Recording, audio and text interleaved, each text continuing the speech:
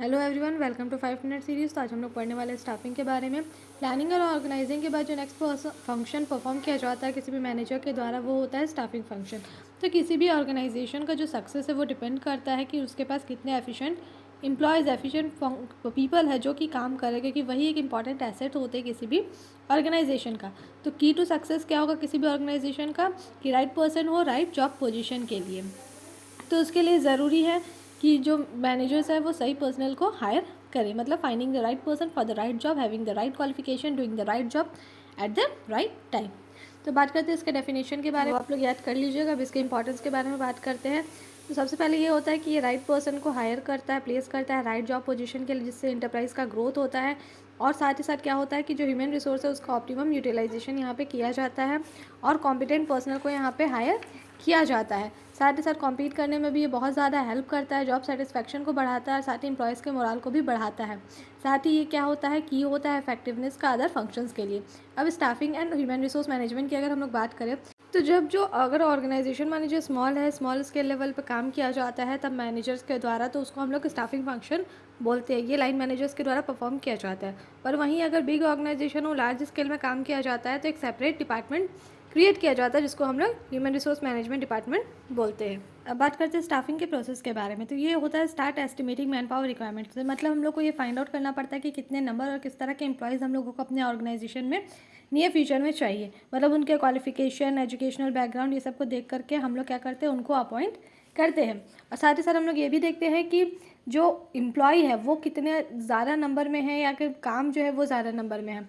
In short हम लोग ये बोल सकते हैं वर्कलोड एनालिसिस होता है, एक वर्कफोर्स एनालिसिस होता है। वर्कलोड एनालिसिस में हम लोग ये चेक करते हैं कि कितने एम्प्लॉयज़, किस तरह के एम्प्लॉयज़ जो है वो काम कर रहे हैं। अब वर्कफोर्स में है कि कितना ज़्यादा काम किसी एम्प्लॉय को दिया जा रहा है।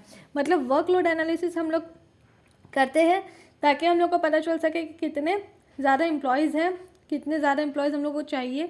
और वर्क फोर्स किया जाता है ये देखने के लिए कि एम्प्लॉयज़ जो है वो ओवर बर्डन है या फिर अंडर बर्डन है। और ये दोनों एनालिसिस करने के बाद हम लोग उस दोनों को कंपेयर करते हैं। अगर मान लीजिए कि एम्प्लॉयज़ जो है वो ओवर बर्डन है, तो उस केस में हम लोग और एम्प्लॉयज़ को हायर करते हैं, और यही अगर एम्प्लॉयज़ अंडर बर्डन है तो हम लोग कुछ एम्प्लॉयज़ को वहाँ से हटाते हैं। नेक्स्ट प्रोसेस होता है रिक्रूटमेंट का। यहाँ पर हम लोग क्या करते हैं, इंड्यूस करते हैं पीपल को कि वो क्या करें, जॉब के लिए अप्लाई करें ऑर्गेनाइजेशन में। हम लोग को पहले पता लगाना पड़ता है कि कितने नंबर और कितने तरह के एम्प्लॉयज़ चाहिए। उसके बाद क्या करते हैं, एम्प्लॉयज़ को इंड्यूस किया जाता है कि वो आकर के यहाँ पे अप्लाई करें। मैनेजर चाहता है कि ज़्यादा से ज़्यादा लोग क्या कर सके, इसमें अप्लाई कर सके। नेक्स्ट स्टेप होता है सिलेक्शन का। सिलेक्शन को हम लोग नेगेटिव प्रोसेस भी बोलते हैं, क्योंकि यहाँ पे क्या होता है, मोस्ट सुटेबल कैंडिडेट को सेलेक्ट किया जाता है कि वो वैकेंट जॉब पोजीशन को क्या करे, ऑक्यूपाई करे। उसके बाद यहाँ पे होता है प्लेसमेंट और ओरिएंटेशन। प्लेसमेंट का मतलब होता है कि ऑक्यूपाई करना वो पोस्ट को कैंडिडेट के द्वारा जिसके लिए उनको सेलेक्ट किया गया है। और ओरिएंटेशन का मतलब होता है इंट्रोड्यूस कराना न्यू एम्प्लॉयज़ को एग्जिस्टिंग एम्प्लॉयज़ को। उसके बाद उन लोगों को ट्रेनिंग दिया जाता है, उनका डेवलपमेंट किया जाता है। उससे सिर्फ वो एम्प्लॉय जो है वो मोटिवेट ही नहीं होते, बल्कि उनका एफिशिएंसी लेवल भी जो है वो इम्प्रूव होता है। अब इसके बाद हम लोग बात करते हैं इसके एलिमेंट्स के बारे में। सबसे पहला है रिक्रूटमेंट। रिक्रूटमेंट का मतलब होता है इंड्यूस करना या अट्रैक्ट करना ज़्यादा से ज़्यादा कैंडिडेट को अप्लाई करने के लिए वैकेंट जॉब पोजीशन में।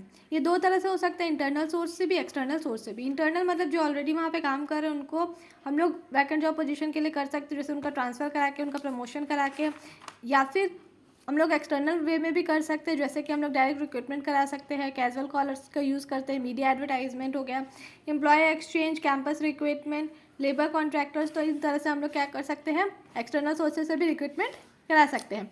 नेक्स्ट हो जाता है सिलेक्शन। इसमें हम लोग मोस्ट सुटेबल कैंडिडेट को हायर करते हैं कि वो क्या करे कि वैकेंट जॉब पोजीशन को ऑर्गेनाइजेशन का फिल कर सके। सिलेक्शन प्रोसेस में यहाँ पे क्या करते हैं, हम लोग जो बेस्ट होते हैं उनको हायर किया जाता है। ये एक नेगेटिव प्रोसेस है, इसको हमेशा ध्यान में रखिएगा। नेक्स्ट होता है ट्रेनिंग। सेलेक्ट करने के बाद एम्प्लॉयज़ को ट्रेनिंग दिया जाता है ताकि उनका अच्छी तरह से डेवलपमेंट हो सके और वो जॉब को अच्छी तरह से मैनेज कर सके, एक्सपेक्टेड मैनर में वो अपना काम को कर सके। क्लियर है स्टाफिंग? मिलते हैं नेक्स्ट वीडियो में। Thank you.